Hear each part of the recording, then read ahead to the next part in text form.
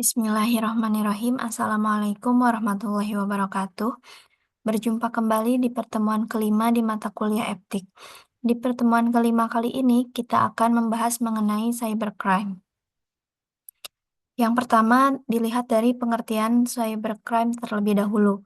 Nah, cybercrime di sini adalah sesuatu hal yang berkaitan erat dengan keamanan jaringan dan informasi berbasis internet di era global, terutama karena informasi kini menjadi komoditas yang membutuhkan keandalan dan pembaharuan agar tetap relevan. Jadi informasi itu kan harus up to date ya agar tetap relevan dengan masa kini. Kemudian, kejahatan dunia maya berkembang seiring pesatnya teknologi informasi. Semakin canggihnya teknologi informasi, sejalan juga dengan kejahatan dunia maya yang semakin berkembang cepat juga. Jadi, intinya, cybercrime adalah sesuatu hal yang berkaitan erat dengan keamanan jaringan dan informasi berbasis internet. Awalnya, cybercrime didefinisikan sebagai kejahatan komputer. Menurut Mandel dalam Suharyanto tahun 2012, ada dua jenis utama.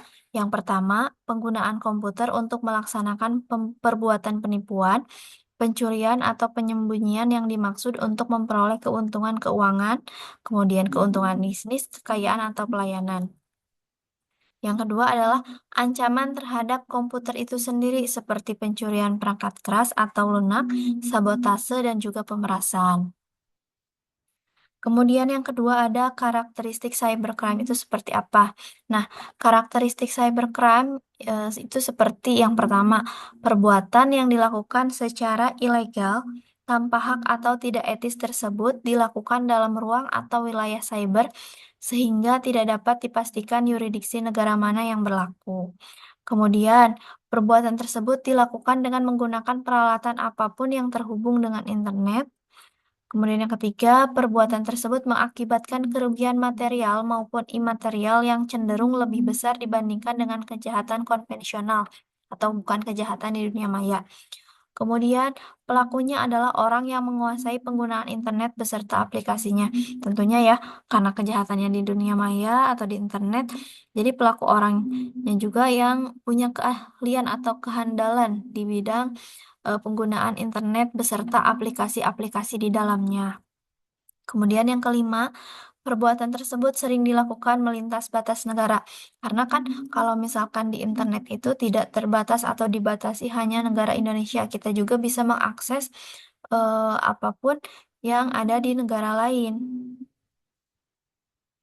Kemudian yang ketiga ada bentuk-bentuk cybercrime. Di sini ada klasifikasi kejahatan komputer. Yang pertama, kejahatan yang menyangkut data atau informasi komputer. Yang kedua adalah kejahatan yang menyangkut program atau software komputer. Jadi kejahatannya itu bisa data atau informasi, bisa juga berbentuk program atau software komputer. Kemudian klasifikasi kejahatan komputer lainnya adalah pemakaian fasilitas komputer tanpa wewenang atau tanpa izin untuk kepentingan yang tidak sesuai dengan tujuan pengelolaan atau operasinya. Jadi melenceng dari si harusnya penggunaan aplikasi ini untuk ini ya, sesuai dengan tujuan dibuatnya program tersebut. Tapi ketika ada kejahatan komputer yang nyusup, pemakaian fasilitas komputernya itu tidak sesuai dengan rule atau aturan yang dibuat atau tujuan dari software tersebut dibuat. Kemudian, tindakan yang mengganggu operasi komputer. Kemudian yang kelima ada tindakan merusak peralatan komputer atau yang berhubungan dengan komputer atau sarana penunjangnya. Jadi memang tujuannya itu untuk merugikan si korban.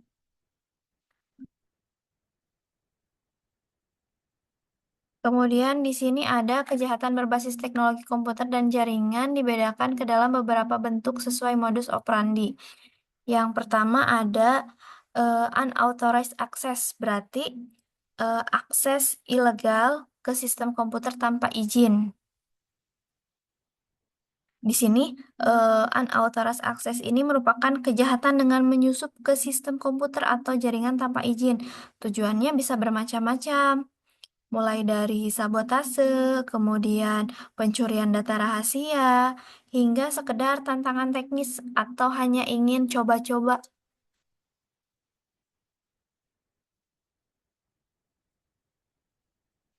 Kemudian yang kedua ada illegal content. Kalau illegal content berarti kejahatan eh, yang terjadi ketika seseorang menyebarkan informasi yang tidak benar atau hoax, tidak etis atau melanggar hukum di internet, seperti berita bohong, pornografi, dan propaganda. Kemudian yang ketiga ada data forgery. Kalau data forgery ini berarti pemalsuan data digital dalam dokumen penting, terutama di bidang e-commerce. Nah, pelaku membuat konten atau dokumen seolah-olah valid agar korban tertipu dan memasukkan data pribadi seperti nomor kartu kredit yang kemudian akan disalahgunakan. Kemudian yang keempat ada cyber espionage atau mata-mata ya. Berarti cyber espionage ini adalah aksi mata-mata melalui jaringan komputer untuk mengakses informasi informasi rahasia milik pihak lain, biasanya pesaing bisnis contohnya ya. Pelaku menyusup ke sistem database untuk mencuri data penting secara diam-diam. Kemudian yang kelima ada cyber sabotage and extortion. Kalau di sini berarti tindakan sabotase terhadap sistem komputer seperti menyebarkan virus, logic bomb, atau program berbahaya untuk merusak atau mengganggu operasi sistem.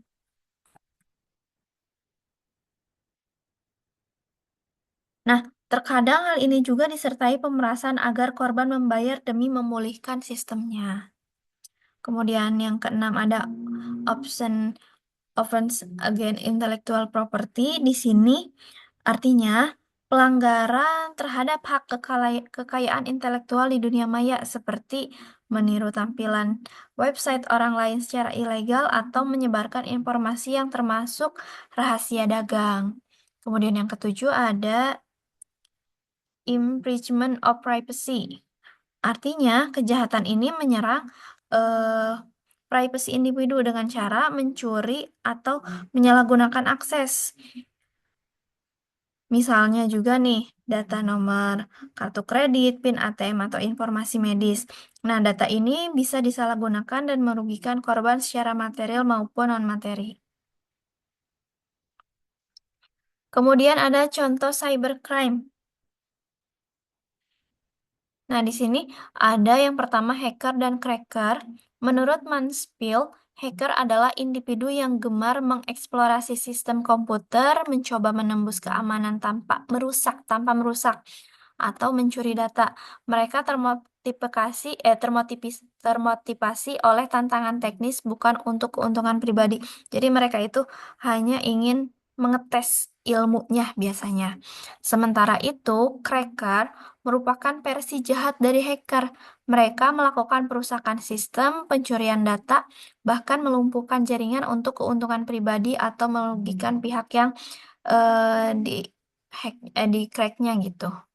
Kemudian jenis-jenis hacker atau cracker.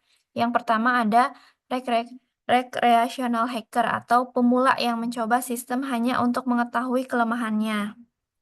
Biasanya yang seperti ini, kalau misalkan website atau aplikasinya ada kelemahan, dia kasih tahu, ini loh sistem kamu kurang bagian ini. Jadi tujuannya baik, tapi ya seperti itu deh gitu. Kemudian yang kedua ada cracker atau criminal minded hacker, bertujuan melakukan pencurian data, perusakan atau sabotase, bahkan kadang bekerja sama dengan orang lain atau orang dalam. Kemudian yang ketiga ada political hacker atau hak tipis, menggunakan peretesan untuk menyampaikan agenda politik, merusak situs web, atau menyebarkan pesan yang mendiskreditkan lawan politik.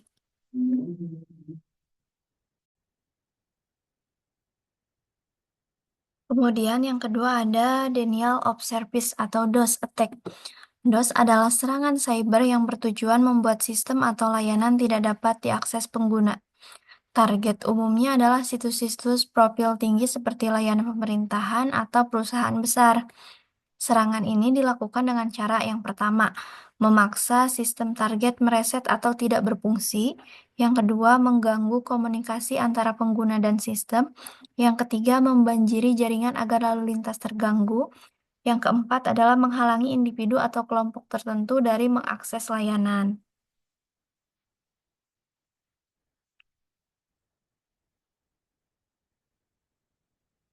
Kemudian yang ketiga ada pelanggaran pirasi atau pembajakan.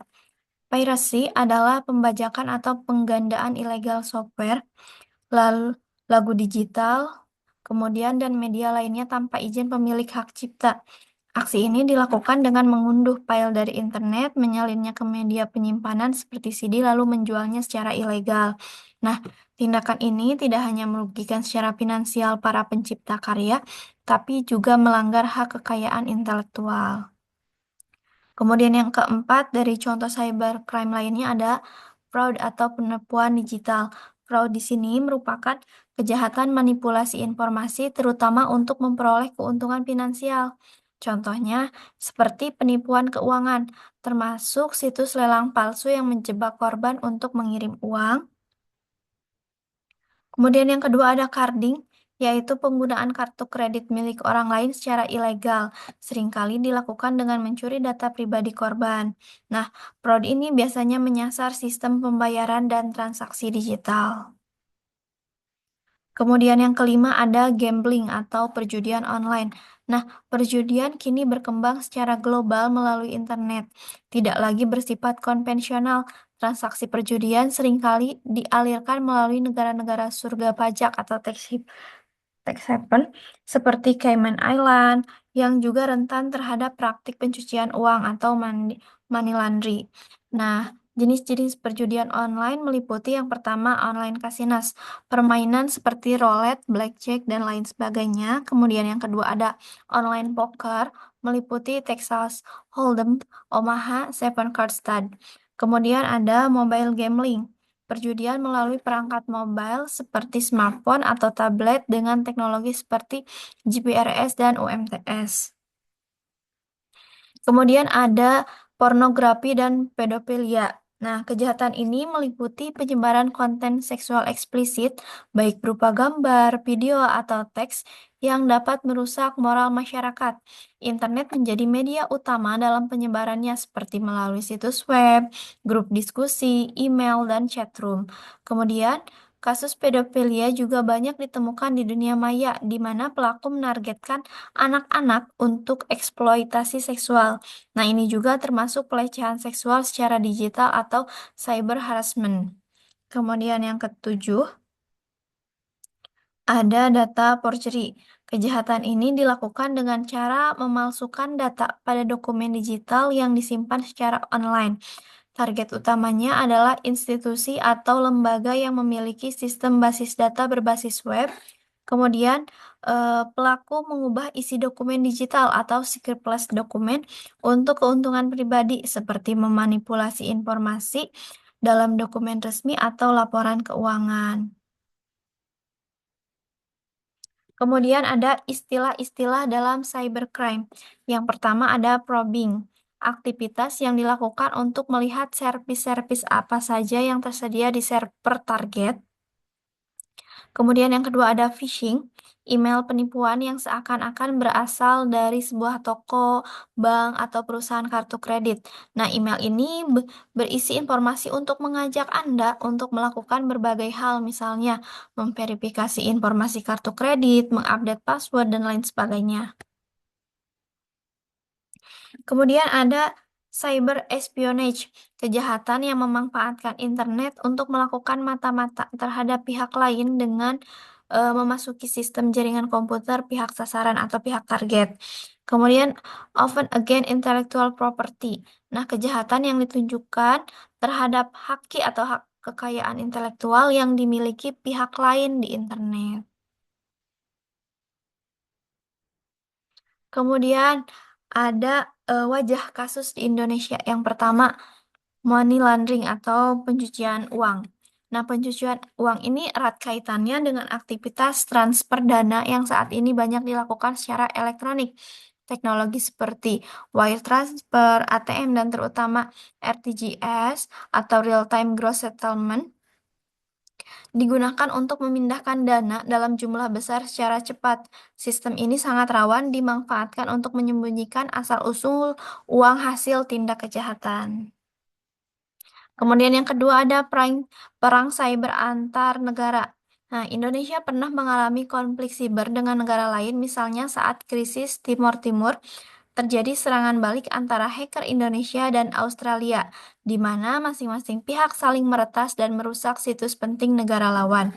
Nah, ketegangan serupa juga muncul saat konflik perbatasan Indonesia-Malaysia, yang memicu aksi saling situs web pemerintahan kedua negara oleh para hacker sebagai bentuk perlawanan digital. Kemudian yang ketiga ada kasus peretasan situs KPU oleh Dhani Firmansyah. Pada tahun 2004, Dhani Firmansyah, seorang konsultan TI dari PT Dana Reksa, berhasil meretas situs resmi Komisi Pemilihan Umum KPU di alamat http://tnp.kpu.go.id.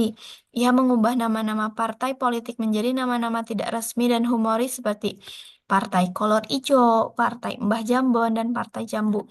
Nah, teknik yang digunakan adalah SQL injection, yaitu menyisipkan perintah tertentu ke dalam URL di browser untuk mengeksploitasi celah keamanan basis data situs.